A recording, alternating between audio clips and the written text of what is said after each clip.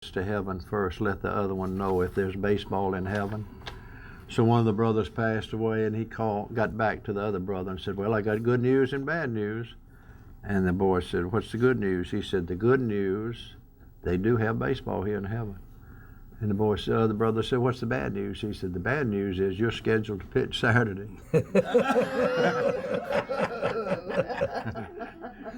But now I can tell you this, and I mean, some of mine just ain't, this is not a joke, and my buddy Paul Whittle can tell you, because we played baseball together for years.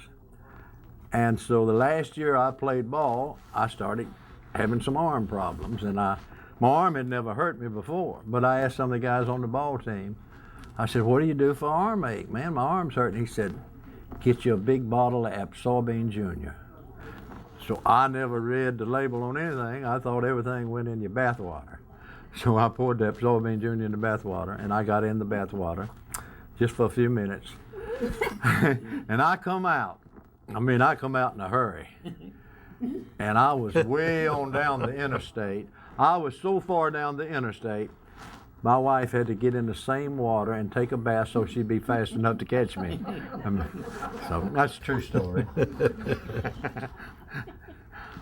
I seen this ball game the other night, and in this one inning there was 3 singles, 3 doubles, and 3 triples hit.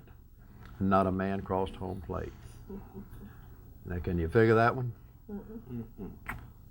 It was a girls' ball game. Thank you, Adie. Thank you. And then I didn't. In 30 years I played baseball, I stole 1 base my last year, and they made me put it back. So that's the only base I ever stole.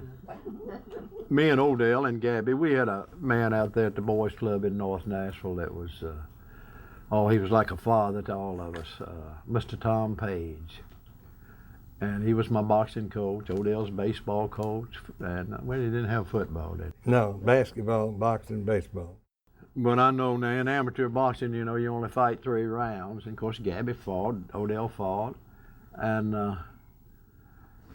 Mr. Page told me this night, this boy said, now I've seen him fight, Adie. He said, this boy can hit hard, so you want to stand back and try to box with him. Well, the first round I did, and he knocked me from corner to corner. I mean, he hit me hard. So we was getting ready. I was sitting there on the stool drinking my water and getting ready to go out for the second round. And Mr. Page said, Adie, he's getting to you pretty good. You need to kind of get in a crouch, get low, make it a small target for him to hit you. Well, I did. Come out in the second round, he kept hitting me on top of the head. I thought he was going to drill me plumb through the floor. So I was getting ready to go out for the last round, the third round, and I was sitting there drinking my water on the stool, and he didn't say nothing. I said, Mr. Page, ain't you got something to tell me? Something to say? He said, Adie, maybe you ought to try to play a little baseball. So that's how I got started playing baseball. Talking about boxing and talking about Mr. Page, who was our mentor at this boys' club. And Mr. Page told me one time, said, Dinky said, I'm getting old. I got to start doing me a retirement plan of some sort. And I said, well, how do you think you're going to do that, Mr. Tom? He said, well, I'm going to talk Adie into keep on fighting. And he said, then I'm going to sell advertising on the bottom of his shoes. This one old boy, Rocky, one of the Rockies I fought, I can remember this. I had that guy worried to death in the first round. He thought he'd kill me. Man, he was scared, you know. I lost one fight while they were singing the national anthem. That's about the earliest fight I ever lost. Girl, you know, when I got through boxing, I used the word retired, and she's got a lot. She said washed up. Is that the same thing? It's really it, ain't it? Hey, here come Mickey and Mike. Hey, Mickey, Mike. Hey, how you doing? Hi, how you people? Hey, bring your coffee, Mike. Good to see you, Mickey. Hot one. Hot pot. Because that one's decaf. That's where you go, hot pot. Okay. Doing good, hot pot. Oh, I've got to tell y'all about now. Mike, you don't think about donuts being dangerous. Most people don't. But donuts, I'll show you how dangerous they could be. There was me and a bunch of my friends out riding around, and we stopped at the donut shop. We got like 6 or 8 dozen of donuts. and we was eating them real fast, you know, so you can hurry up and eat another one before they're all gone. Mm-hmm. And so I was eating one real fast. I mean, eating quick, you know, and I swallowed one whole, and it hung in my windpipe. And I mean, I could only breathe through the hole in the donut. I mean, I'm telling you, if this was a jelly roll or a cinnamon roll, I wouldn't be here today. So I mean, I just want y'all to know, you know, when you get donuts, be sure, unless you, now if you want them jelly, cinnamon rolls or jelly roll, just punch a little hole in them. But they It's been dangerous. Yeah, they are. I mean, people don't think about Death donuts. by donuts. Yeah, talking about this, Adie talking about this bear that he wrestled, and these three ministers. One was a Baptist minister, and one was a priest, Catholic priest, and the other one was a rabbi at this local synagogue. And they were all sitting around having coffee and talking, and the Baptist preacher suggested, you know, we try to preach the Word of God, all three of us, and it's to the point now where preaching the Word of God to people is just really no fun anymore. You just don't get any joy out of it. So I think we should look for greater challenges. And so the priest, he says, you know, we could pick an animal maybe, and start trying to convert animals, see how challenging that might be. And then the rabbi said, well, that's not a bad idea. He said, why don't we start with a bear? And so they all agreed they would start with a bear. And they go their different ways. And some weeks later, they had agreed previously that we'll meet back here in 2 weeks and we'll discuss our accomplishments. So in a couple of weeks there, the priest and the rabbi, or the preacher, the Baptist preacher and the priest, they had already gotten there, and they were sitting there drinking coffee. And here come the rabbi in on a gurney. Man, he was all wrapped up and slung up, had cast all over him. And here the Baptist minister sat over there. He had a few bandages on him and had his arm in a sling. And the priest sat there, about the same thing, a few bandages, and I think maybe one of his legs was in a cast. And so they got to talking about their experiences. And they each, you know, acknowledged that, yes, they found a bear and attempted to convert it. And the Baptist minister said, yes, I found this bear out here in the woods. And says, right down below there was a stream. And I said, well, I'm just going to walk that bear down there and put him in that stream and baptize him. So he walks up and grabs the bear, and with that the bear starts slinging him, knocking him, scratching him, and the Baptist minister wouldn't give up, so he grabs that bear, and they wrestle up a hill, down a hill, up a hill, down a hill. They're wrestling all the time. Well, they finally flop out into this stream, and when they did, the bear was underwater, and the Baptist minister baptized him right there. And the old bear come up just very docile. And the minister says, the priest said, you know, I had a similar situation. Said, I ran in the woods, got this bear, and said, I tried to go up and convert him, and said I put the sign of the cross on him, and said, boy, he started slapping me and scratching me and whatnot. He said, we wrestled around there, and said he chomping on me, biting me, scratching me. Said I happened to have a vial of holy water with me, and I jerked it out, and I threw that holy water on him. Said he just got docile as he could be, and became converted right there. And the rabbi said, well, Rabbi, what in the world happened to you? And the rabbi said, apparently I made a mistake. I started with circumcision. I wondered where you were going. I was trying to figure it out ahead of time, and I had no idea. Another bad joke. This atheist walking in the woods and walking down this real tranquil path, and a little stream down here flowing, and wind, like nice little breeze in the air. And he hears a rustle in the brush behind him, and he looks back and hears this bear coming out of the brush onto the path. And the atheist says, oh my goodness, I better get out of here. So he starts running. Well, you know, you're not supposed to run from a bear. Well, this bear come chasing right after him. Well, the further he ran, the further the bear ran. The harder he ran, the harder the bear ran. Well, pretty soon the atheist was just totally out of breath. So he just flops down on the ground right in the path.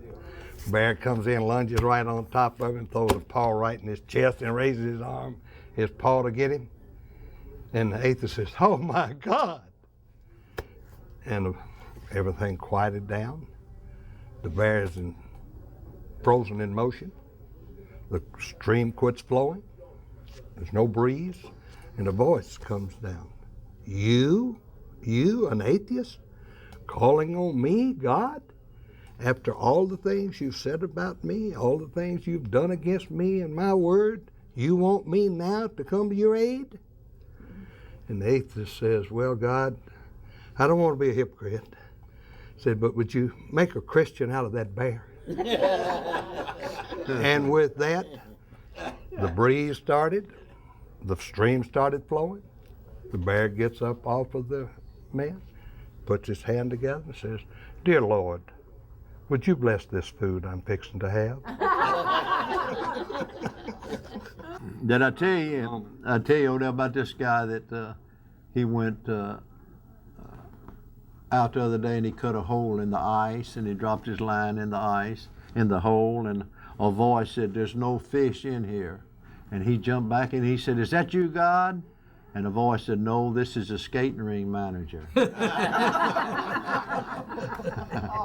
I've got to go to appointment. No, you leaving? I'm All right, babe. leaving. All right. Okay, all right. And don't sit here all day. You have work to do. I know, baby. I'll come.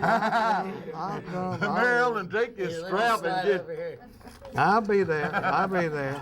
You take care. Be careful. Shouldn't store. Now here's another sad story. This truck driver, and I'm being a truck driver myself. I feel bad for him, but this truck driver blowed up in this load of dynamite and lived through it. So that's good. He's over at Summit Hospital here now in room 101, 102, 103, 104, 105. I got a letter from my sister. She married this guy and she was deeply in love. She wrote me this letter and she said, "I love Joe so much and I love being married. Everything is good about this marriage. Everything is wonderful about this marriage except one thing, and that is Joe. He wants to make love all the time. Doesn't matter what I'm doing. I could be sewing, I could be cooking, he just won't leave me alone. But otherwise I like marriage. Love, Sandy. P.S. I'm sorry for the jiggly handwriting."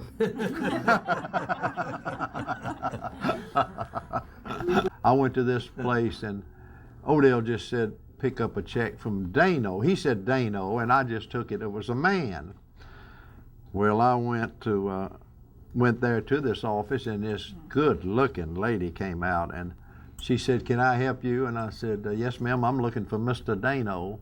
She said, "Well, I'm Dano, but I'm not a man." I said, "No, lady, you sure ain't no man." And she said, "Well, thank you for noticing." I said, "Listen, Ray Charles would have noticed that."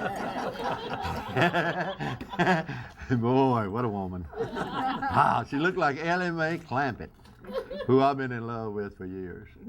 I mean, I love Peggy, but I love Ellie Mae too.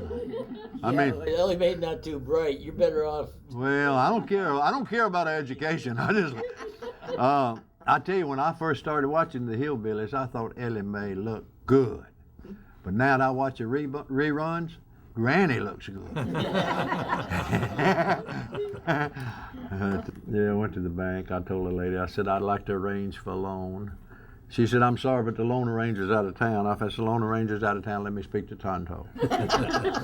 But now I did go in this place and I seen a sign. It said, "The credit manager's name here is Helen Hunt.